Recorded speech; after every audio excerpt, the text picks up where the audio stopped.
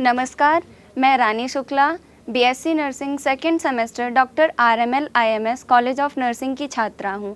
आज मैं आप लोग को बताऊंगी कि हम वाइटल साइन कैसे लेते हैं। वाइटल साइन लेने का एक सीक्वेंस होता है, जैसे पहले body temperature, pulse rate, respiration rate और बीपी लेते हैं। वाइटल साइन के प्रोसीजर में हमें जिन चीज़ों की ज़रूरत होती है, जिन आर्टिकल्स की, वो हैं स्फिग्मोमैनोमीटर और स्टेथोस्कोप जिससे हम बीपी मेज़र करते हैं, थर्मोमीटर जिससे हम बॉडी टेम्परेचर मेज़र करते हैं, एंड किडनी ट्रे, ये कॉटन स्वैब और ये वाटर है जिसे हम क्लीनिंग के लिए यूज़ करते हैं हमारे थर्मोमीटर को।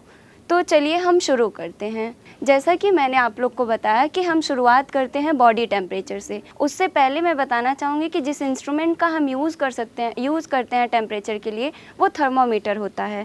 थर्मोमीटर को यूज़ करने से पहले और यूज़ करने के बाद हमें इसकी प्रॉपर क्लीनिंग करनी होती है, और क्लीनिंग हमेशा कम संक्रमित से ज़्यादा संक्रमित वाले एरिया के तरफ क्लीनिंग करते हैं। जो साइट्स होते हैं जहाँ से हम मेज़र करते हैं, वो पहला होता है हम ओरली मेज़र करते हैं। हम थर्मोमीटर को ऑन करते हैं, टंग के नीचे रखते हैं और फिर हम टेम्परेचर मेज़र करते हैं। दूसरा होता है कि हम फोरहेड से ले सकते हैं, फिर हम कान की साइड से ले सकते हैं, हम एक्जिला से ले सकते हैं, और बेबीज़ के केस में हम रेक्टल एरिया से लेते हैं।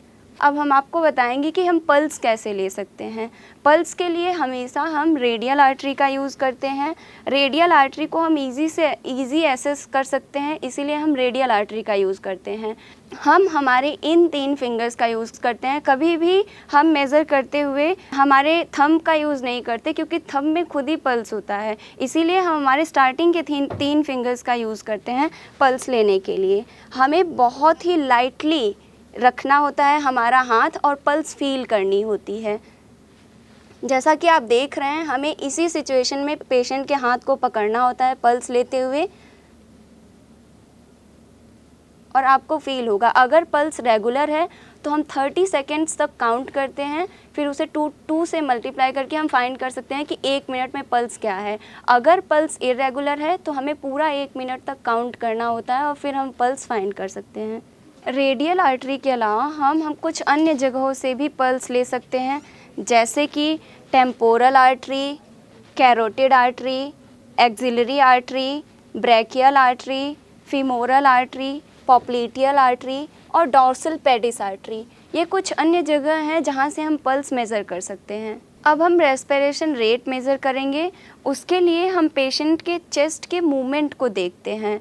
एक राइज और एक डाउन एक रेस्पिरेशन में काउंट होता है। तो 1 मिनट के लिए हम पेशेंट के चेस्ट मूवमेंट को ऑब्जर्व करते हैं, और जो हमारा कैलकुलेशन आता है वही पेशेंट का रेस्पिरेशन रेट होता है। अब मैं आपको बताऊंगी कि हम बीपी कैसे लेते हैं। बीपी के लिए हम जिस इंस्ट्रूमेंट का यूज़ करते हैं उसका नाम है स्फिग्मोमैनोमीटर, और स्टेथोस्कोप का भी यूज़ करते हैं हमें साउंड सुनने के लिए। बीपी हमेशा हम बाएं हाथ में लेते हैं।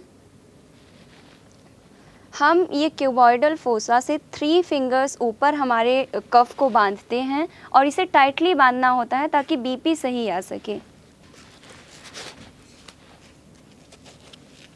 बीपी कफ को हमें चेक करना होता है बांधने के बाद कि ये टाइटली बंधा हुआ होना चाहिए, ताकि हमें सही इसका मेज़रमेंट मिल सके। बीपी कफ बांधने के बाद हम हमारे बल्ब को प्रेस करते हैं, और स्टेथोस्कोप को हम यहाँ से फील करते हैं। ब्रैकियल आर्टरी पे हम स्टेथोस्कोप को रखते हैं, और फिर हम साउंड सुनते हैं। इससे हमें 2 साउंड, सिस्टोलिक डायस्टोलिक 2 साउंड सुनाई देती है, जो बीपी के मेज़रमेंट को बताती है। जो पहली साउंड होती है वो सिस्टोलिक होती है, जो बाद वाली होती है वो डायस्टोलिक साउंड होती है। फिर हमें इसे बहुत ही स्लोली खोलना होता है, और हमें बहुत ही ध्यान से सुनना होता है। पहली साउंड और दूसरी साउंड जो आती है वही हमारी बीपी को बताती है। बीपी का नॉर्मल रेंज होता है 120/80 mmHg। और सबसे फाइनल में हम सारी चीज़ों का डॉक्यूमेंटेशन करते हैं। जो हमने मेज़रमेंट लिया है हम वाइटल चार्ट पे उसको नोट करते हैं, और हमारा ये प्रोसीजर कंप्लीट हुआ। धन्यवाद।